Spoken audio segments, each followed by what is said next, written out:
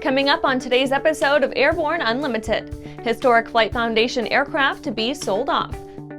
FAA report confirms record U.S. pilot production. FAA extends remote ID enforcement date by 6 months.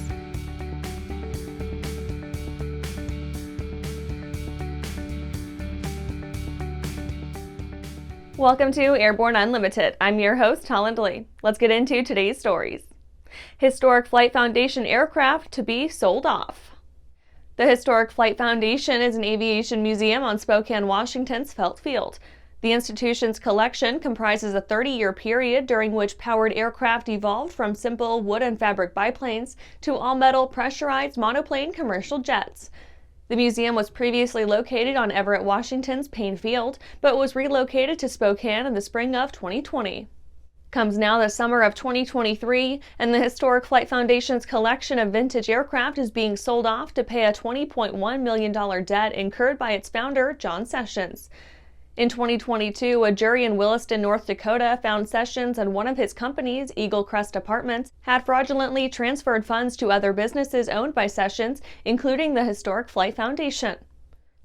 Crest had previously defaulted on a construction loan held by Kansas City-based UMB Bank, which was awarded the aforementioned $20.1 million in March 2022. Sessions appealed the verdict to the North Dakota Supreme Court, albeit unsuccessfully.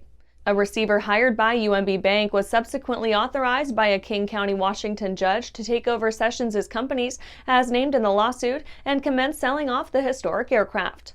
More recently, a continuing series of conflicts have made the situation even more complicated. Coming up after the break, husband of Alaska Congresswoman killed in Super Cub accident. Well, hello, fellow pilot. I'm John King. And I'm Martha King. You know, we've all had our flying lives disrupted lately. Well, King Schools is here to help you stay up to date with courses that you can access on your desktop, iPad, or iPhone. If you'd like a refresher or just want to expand your aviation horizons, we have a course for you. So head over to kingschools.com/Rusty today for details.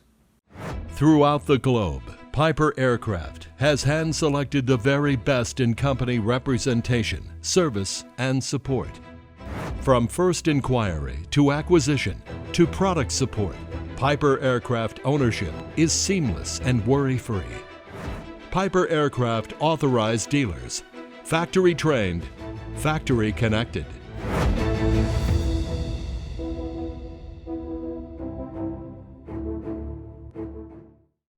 Welcome back. Now let's take a trip around the patch for some shorter stories. Husband of Alaska Congresswoman killed in Super Cub accident. Eugene Peltola Jr., age 57, former holder of senior positions with the U.S. federal government and husband of U.S. Congresswoman Mary Peltola, Democrat of Alaska, lost his life when the Super Cub he was piloting went down in a remote mountainous region of northwestern Alaska on September 12, 2023. Anton McParland, chief of staff to Representative Mary Peltola, released a statement saying, quote, "We are devastated to share that Mary's husband, Eugene Peltola Jr., Buzzy to all of us who knew and loved him, passed away earlier this morning following a plane accident in Alaska," end quote. B-21 Raider testing proceeding apace. Northrop Grumman's B-21 Raider has commenced engine runs at Northrop Grumman's Palmdale, California facility, so states the USAF. Engine testing is an essential milestone in the maturation of any aircraft platform, military or civilian, and heralds the imminent entry into service of the world's first sixth-generation tactical aircraft. The B-21's first flight remains a data-driven event, the date of which will be jointly determined by Northrop Grumman and the United States Air Force. Bell begins HSVTOL testing at Holloman Air Force Base. Bell Textron Inc. has delivered a high-speed vertical takeoff and landing test article to Holloman Air Force Base for demonstration and technology evaluation. Testing teams will leverage the Arnold Engineering Development Complex Holloman high-speed test track for purpose of vetting the test article's folding rotor, integrated propulsion, and flight control technologies at speeds representative of actual flight.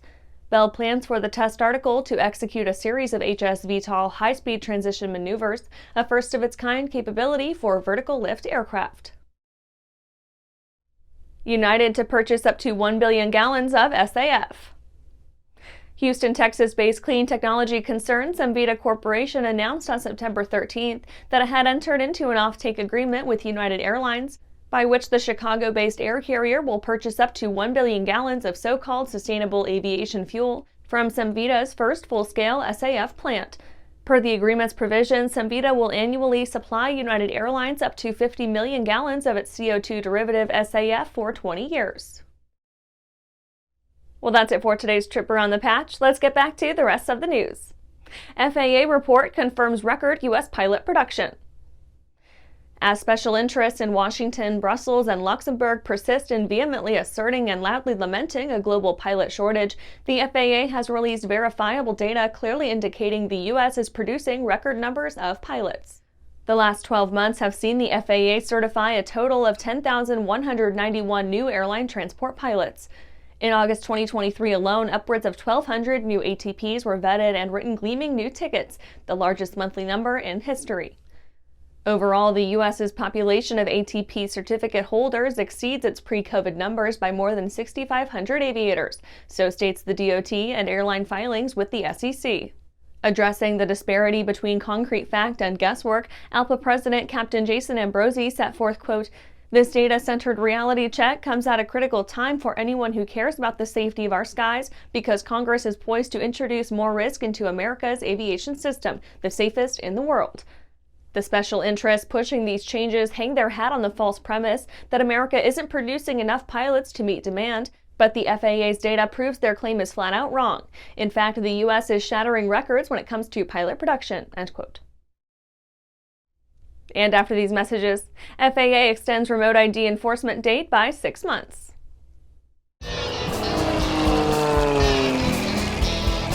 There's a lot of places I get to at the end of the runway or in turnarounds that I need an engine running. So for me, it's very important to have a product that I'm absolutely confident with. I am very confident with the Trailblazer propeller. And when I'm flying air shows, I know that propeller is going to be right for me.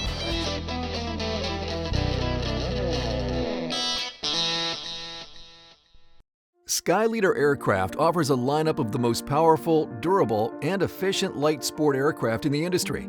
From trainers to roomy cockpits for long hauls, Skyleader has an aircraft for you. And the best part? They're in your budget. Skyleader's base prices are set low to give you room to customize your aircraft to your needs, desires, and wallet, allowing you to put your money where it matters to you most.